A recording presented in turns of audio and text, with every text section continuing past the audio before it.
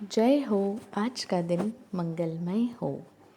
किसी जिज्ञासु व्यक्ति ने ज्ञानी संत से एक प्रश्न पूछा कि कोई ऐसा सहज, सरल और करने योग्य उपाय बताइए जिससे हमारा जीवन अधिक सुखमय हो सके, यानी हमारे जीवन को हम सुखमय बिता सकें। इसके लिए कुछ इजी और करने जैसा उपाय क्या हो सकता है। तो उन ज्ञानी भगवंत ने जो उपाय बताया वो बहुत ही इंटरेस्टिंग भी है और बहुत गहरा भी है। हम देखें, उन्होंने बताया कि हर चीज़ के लिए हाँ कहो। पहली ही पंक्ति उनकी सुने, वे कहते हैं हर चीज़ के लिए हाँ कहो। ये कितना इजी उपाय है, लेकिन अगर हम प्रैक्टिकली अपनी लाइफ में देखें तो उतना ही मुश्किल है। सुनने में ये जितना आसान लग रहा है, हर चीज़ के लिए हाँ कहो, कितना इजी लगता है, लेकिन नहीं, जब हम लाइफ में इसको इम्प्लीमेंट करने जाएंगे ना, तब हमें दिखाई देगा अरे कितना मुश्किल है, मेरी हर चीज़ में कितना ना ना ना निकलता होता है।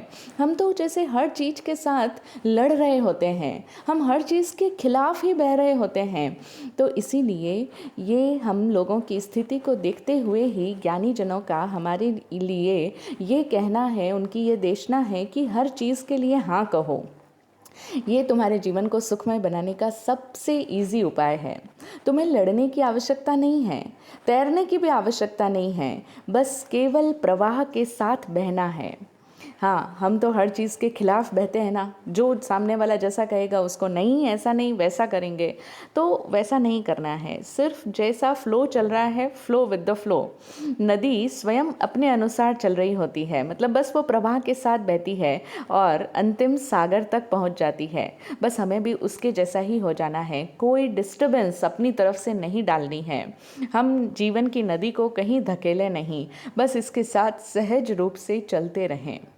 यदि हम हाँ कहते हैं तो फिर हमें अपनी ज़िंदगी में कहीं किसी से कोई भी शिकायत कैसे हो सकती है। तो सोचो, क्यों ये इतना छोटा सा सूत्र हमारे जीवन में अप्लाई करना इतना कठिन जाता है। क्योंकि हमें तो जीवन में हर क्षेत्र में, हर विषय पे शिकायतें ही शिकायतें हैं। हम हर चीज़ से नाखुश रहते हैं। जो कुछ भी हमें कोई अच्छे से अच्छी चीज़ भी दे दे ले आए हमारे लिए, हम कहेंगे नहीं ये तो अच्छा नहीं लगा, ऐसा नहीं, वैसा होता तो ज़्यादा बेटर रहता। अब ये क्या है, नहीं कह दिया, शिकायत कर दी। तो इसीलिए इसकी जड़ को पकड़ा कि हमारा ये जो शिकायती मन है, इसकी जड़ है ना कहने में। तो इसीलिए ज्ञानी जन का उपदेश है कि यदि तुम हाँ कह सको तो तुम शिकायत नहीं कर सकते हो, फिर तुम दुखी नहीं रह सकते हो, फिर तो हर चीज़ ऐसी ही है जैसी होनी चाहिए। हाँ कहो, दैट मीन्स कि आप उस चीज़ को एक्सेप्ट कर रहे हैं कि हाँ ये वैसी ही है जैसी इसको होना चाहिए था। तब हम लड़ नहीं रहे होते हैं, तब हम इनकार नहीं कर रहे होते हैं, तब हम क्या करते हैं, स्वीकार करते हैं, एक्सेप्ट करते हैं। और यह जो स्वीकार भाव है, ये स्वीकार भाव ही सबसे बड़ी बात है। सुखी होने की कुंजी अगर किसी में छुपी है तो वो है एक्सेप्टेंस में, स्वीकार भाव में। और ये जो स्वीकार भाव आता है ना, जब आप हाँ कहते हैं, जब आप ऑटोमेटिकली हर चीज़ को जैसी वो है उसमें ही मस्त रहते हैं, उसमें ही खुश रहते हैं। आपको वो ऐसी नहीं और इससे कुछ दूसरी हो, इससे कुछ इतर हो, भिन्न हो, ऐसी कोई आकांक्षा आपके मन में नहीं जगती है। यहाँ तक कि आपको अपने आप से भी कोई शिकायत नहीं होती कि मैं ऐसा नहीं, मैं थोड़ा ऐसा होता तो सुंदर दिखता, मैं थोड़ा और पढ़ लिख लेता, मैं डॉक्टर बन जाता तो ज़्यादा बेटर रहता। नहीं, अपने आप से भी कोई शिकायत नहीं। पहले तो दुनिया के लोगों से कोई शिकायत नहीं और फिर अपने आप से भी कोई शिकायत नहीं। ये जो परम स्वीकार भाव की स्थिति जब घटित होती है ना, वो स्वीकार भाव साधारण स्वीकार भाव जैसा नहीं है। क्योंकि स्वीकार भाव को भी समझने की जरूरत है। कई बार लोग कई चीज़ों को स्वीकार तो कर लेते हैं, लेकिन वो स्वीकार मजबूरी में किया गया स्वीकार होता है। हाँ, हम देखते हैं ना, जनरली कई लोग किसी स्थिति को तब स्वीकार करते हैं जब वे मजबूर हो जाते हैं। तो मजबूरी में जो आप एक्सेप्ट करना पड़ता है, लोग कहते हैं ना मजबूरी का नाम महात्मा गांधी, कि भाई अब तो मानना ही पड़ेगा, अब हम तो कुछ कर नहीं सकते, ठीक है हो गया जो हो गया। तो ये क्या है, ये असमर्थ स्वीकार भाव है। क्योंकि आपके अंदर इतना सामर्थ्य नहीं है कि आप कुछ कर सको, करने लायक आप अपने आप को नहीं पा रहे हो, इसलिए आपको मजबूरी में स्वीकार करना पड़ रहा है। ऐसा स्वीकार भाव हमें कहीं नहीं ले जाता। असमर्थ भाव, ये असमर्थता का जो एहसास है ना कि मैं तो कुछ कर नहीं सकता, अब मजबूरी का नाम महात्मा गांधी है, तो ये असमर्थता हमें कहीं नहीं ले जाएगी। कोई व्यक्ति किसी स्थिति को निराश होकर के स्वीकार करता है, कुछ नहीं किया जा सकता तो क्या किया जाए, तो ये ऐसी स्वीकारोक्ति कोई काम की नहीं है। वास्तविक स्वीकारोक्ति ऐसी नहीं होती है, वह तो परम पूर्णता से निकलती है, गहरे संतोष से निकलती है। यानी एक संतोष भाव होता है, हाँ सब कुछ ठीक है, एवरीथिंग इज ओके। हाँ, ये जो सब ओके है वो एक बहुत गहरा भाव है। ये जो एवरीथिंग इज़ फाइन, जीवन में सब कुछ सही चल रहा है, बस ये मनोभाव, ये गहरा भाव हम सब के जीवन में अगर आ जाए ना, उस दिन समझो हमारे जीवन से सारे दुख निकल जाएंगे। दुख किसी बाहरी स्थिति में नहीं है। बाहर की परिस्थितियों को आप पूरी के एक ज़िंदगी क्या 1000 जिंदगियाँ लगा लो, कभी ठीक नहीं कर पाओगे, क्योंकि प्रॉब्लम तो आपके मन में है। वो स्वीकार नहीं करता ना, वो हर चीज़ में नुक्स निकाल लेगा, शिकायत कर लेगा। इसीलिए उस शिकायती मन को ही छोड़ दो। परम पूर्णता से वो स्वीकार भाव निकले, गहरे संतोष से हम एक्सेप्ट कर लें हर चीज़ को, प्रेम भाव से। ये जीवन ऐसा ही है, ऐसी समझदारी के साथ में, तो वो समझदारी से, वो संतोष से जो स्वीकारोक्ति निकलती है वो है असली स्वीकारोक्ति। बाकी निराशा, कुंठा या मजबूरी से हमें स्वीकार करना पड़ता है, वैसे नहीं। जब आपकी ओर से कोई ना नहीं होती है, यानी आप अस्तित्व में कहीं ना की मनोदशा में हो ही नहीं, आपकी मेंटलिटी नहीं है ना की, तब यह पूर्णता वाली स्वीकारोक्ति निकलती है।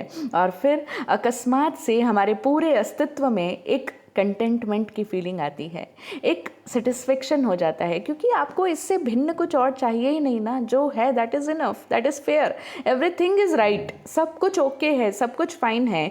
तो हमारे पूरे अस्तित्व में एक संतोष का भाव छा जाता है, और ऐसी एक्सेप्टेंस की अपनी सुंदरता होती है। यह ज़बरदस्ती नहीं है, यह इसके लिए हमने कोई प्रयास नहीं किया है, ये तो हमारे भीतर की समझदारी से खिली है। और अगर हम ऐसा प्रयास करेंगे कि नहीं स्वीकार तो करना ही पड़ेगा, तो ये ढोंग हो जाएगा। ढोंग ही तो होगा। आपके अंदर से तो कुलबुलाहट हो रही है, अंदर से आप रेजिस्ट कर रहे हो और ऊपर से आप ज़बरदस्ती एक्सेप्ट कर रहे हो, तो ये तो ढोंग होगा। जब एक इंसान प्रयास कर करके कोई चीज़ करता है ना, तो उसमें वो 2 हिस्सों में टूट जाता है।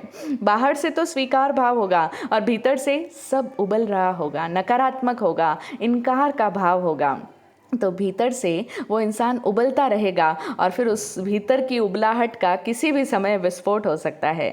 बाहर से तुम बहाना करते हो कि हाँ हाँ सब कुछ ठीक है, आप आए, ओके ओके कोई प्रॉब्लम नहीं हमको, लेकिन अंदर ही अंदर तो आप जानते हो कि आप उस चीज़ को एक्सेप्ट नहीं कर पा रहे हो।